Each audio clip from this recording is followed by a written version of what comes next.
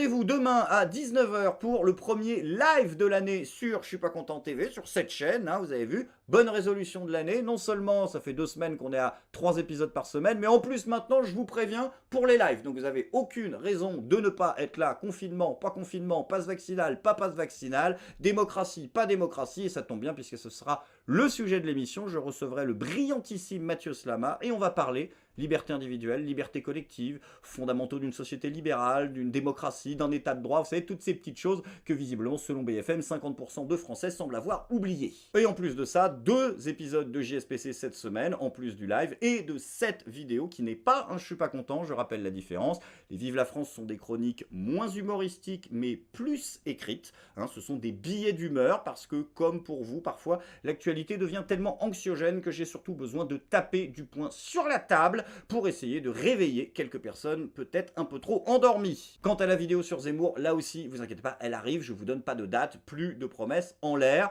Merci pour tous ceux qui me soutiennent, parce que vous avez été nombreux à remarquer la régularité depuis maintenant quelques semaines. C'est un vrai kiff, on s'éclate pas mal en ce moment. Sur ce, je vous souhaite un excellent épisode de Vive la France, et comme on dit dans ce format, merci Cognac J, à vous les studios.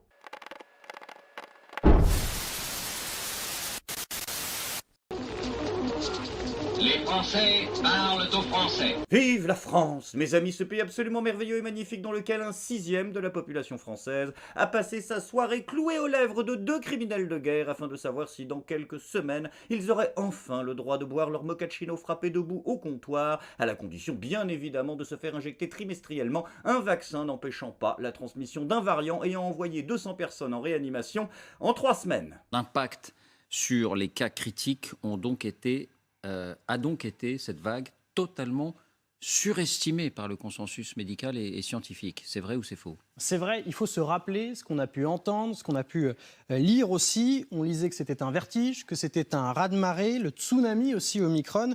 On a aussi entendu dire que si aucune décision, aucune mesure n'était prise, il serait trop tard en janvier, qu'on risquait la saturation de nos hôpitaux. On va sérieusement dans le mur, ça a été dit aussi. Le pari est très risqué. Et puis rappelez-vous du fameux « on joue à la roulette russe ». N'oublions pas que tout cela s'est accompagné d'injonctions à réagir très fortement. Selon de nombreux médecins, il fallait mettre en place un couvre-feu pour les fêtes de fin d'année. Selon d'autres, il fallait prolonger les vacances scolaires de manière à garder fermées surtout les écoles. Donc oui, cette vague a été surestimée. En ce lundi 17 janvier, les hôpitaux sont pourtant au bord de l'asphyxie. C'est vrai ou c'est faux? Alors c'est faux, bien sûr. Il y en a qui connaissent des heures compliquées et il y en a qui sont sous tension.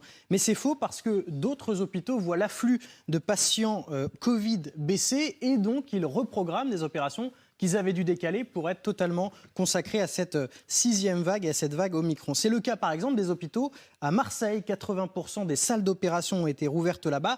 Des patients qui étaient sur liste d'attente ont été rappelés par les hôpitaux. 200 personnes en réanimation pour 12,5 millions de cas Omicron. Autrement dit, on n'est même pas dans l'épaisseur du trait, on est dans le microscope. Donc Omicron n'a pas produit, je parle sous votre contrôle Martin, Omicron n'a pas produit de réanimation. Là on parle de statistiques. Hein.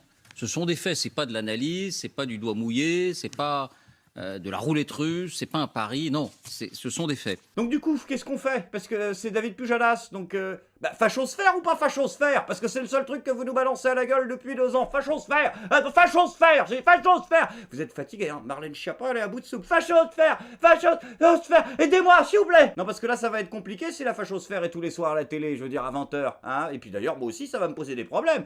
Je suis désolé, mais je n'ai pas envie d'être dans le même groupe éthique journalistique que David Pujadas. David Pujadas, 36 ans à l'époque, quand il découvre ce qui se passe aux États-Unis. On pense alors à un simple accident incroyable. Donc si Davidou il est fachosphère, vous vous démerdez, mais vous me sortez de la fachosphère. Vous créez autre chose, je sais, nazisphère peut-être, voilà, shoasphère, ouais, on fera des mugs, on fera des briquets, on se démerde, mais je ne veux plus être là-dedans. Donc bref, vous le savez, Jean Castex s'est adressé au peuple de France, et bien évidemment, je m'attendais à rien, mais je suis quand même déçu. Car avant que la parodie IRL des inconnus qui nous sert de premier sinistre ne se décide à ouvrir son claque-merde, je sentais que, comme dirait l'autre, on va déjà mal partir. Puisque ces cons-là avaient décidé de nous envoyer en préliminaire Gabriel Attal.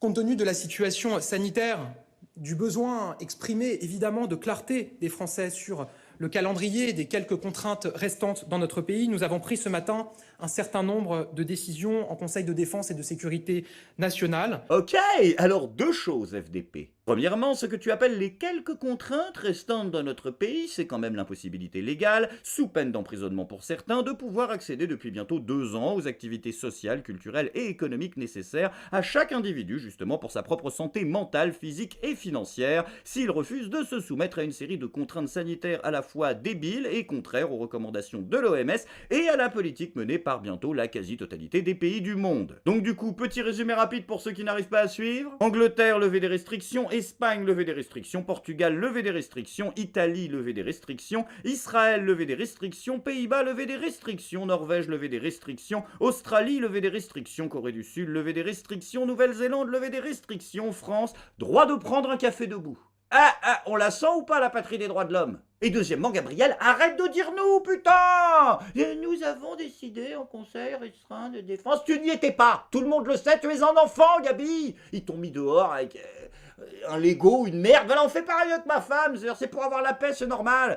La prochaine fois, sois honnête. Voilà, c'est tout. Tu arrives devant les Français et tu dis les grandes personnes ont décidé qu'il fallait faire ça, et en tant que représentant de la classe, je trouve que c'est une bonne idée. Enfin, les grandes personnes. C'est vite dit quand même quand on écoute Jeannot. C'est enfin la confirmation que ce variant Omicron est certes beaucoup plus dangereux, mais clairement moins sévère que ses prédécesseurs. C'est pas ce qui me choque le plus, le degré abyssal de connerie de cette phrase, ou le fait que le mec ne s'en rende pas compte. C'est quoi la prochaine étape, Jeannot? Nous allons durcir l'assouplissement des restrictions sanitaires. C'est quand même con de saper le travail de Jean-Michel Blanquer. Non, parce que quand on voit les années de tes résultats d'études à Sciences Po et à l'ENA, il y a des gens qui vont finir par les fuir, les études supérieures, si le projet c'est de devenir aussi con que Bibi. Tous les réacs font chier avec les rappeurs et les footballeurs qui démotiveraient les jeunes à faire des études, mais...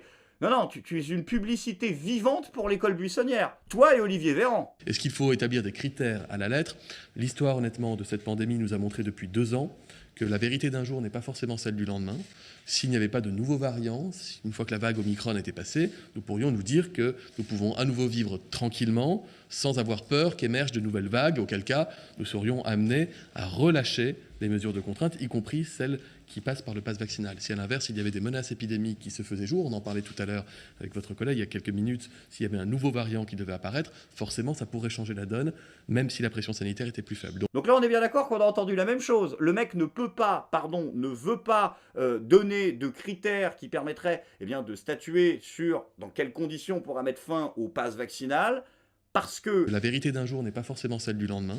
Jean Philosophe, t'es au courant qu'avec ce genre de raisonnement à la con, on peut faire une jurisprudence infinie? Non, parce que si, comme tu le dis, et je te cite, la simple existence d'un nouveau variant, même si la pression sanitaire est plus basse, justifie le maintien du pass vaccinal, théoriquement, ça peut être quasiment pour toujours. Ah, et d'ailleurs, pendant que je vous tiens, spéciale dédicace à tous les FDP de centristes qui me cassent les couilles depuis maintenant 2 ans, parce que j'ai eu le malheur de dire une fois sur Sud Radio qu'on n'était pas en démocratie. Donc maintenant, on est en 2022, et on a le Premier ministre de la France qui dit ça. Vous précisez le calendrier dans lequel nous pourrons, courant février, lever la plupart des restrictions prises pour freiner l'épidémie à la faveur du nouveau pass vaccinal qui entrera en vigueur lundi prochain.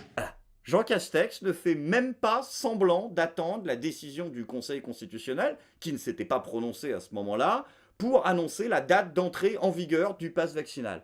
Donc ça, je fais la traduction, ça veut dire nous ne sommes plus dans un état de droit, nous sommes totalement au courant et on s'en bat littéralement les couilles. En même temps, on pourra dire ce qu'on veut, mais au moins Emmanuel Macron n'a pas trahi ses promesses de 2017. J'ai décidé qu'en novembre prochain, nous sortirons de l'état de droit. Mais avant cela, de l'état d'urgence, pardonnez-moi. Donc du coup, les sosdem de mes couilles, puisque je vous tiens 2 choses à dire. Premièrement, est-ce que vous avez l'intention de tapiner jusqu'au bout? Dans quel cas vous nous le dites et on commence à faire chauffer les tondeuses. Et deuxièmement, conseil de lecture de la semaine, Alexandre Sanguinetti, le centrisme, c'est le vichisme du temps de paix.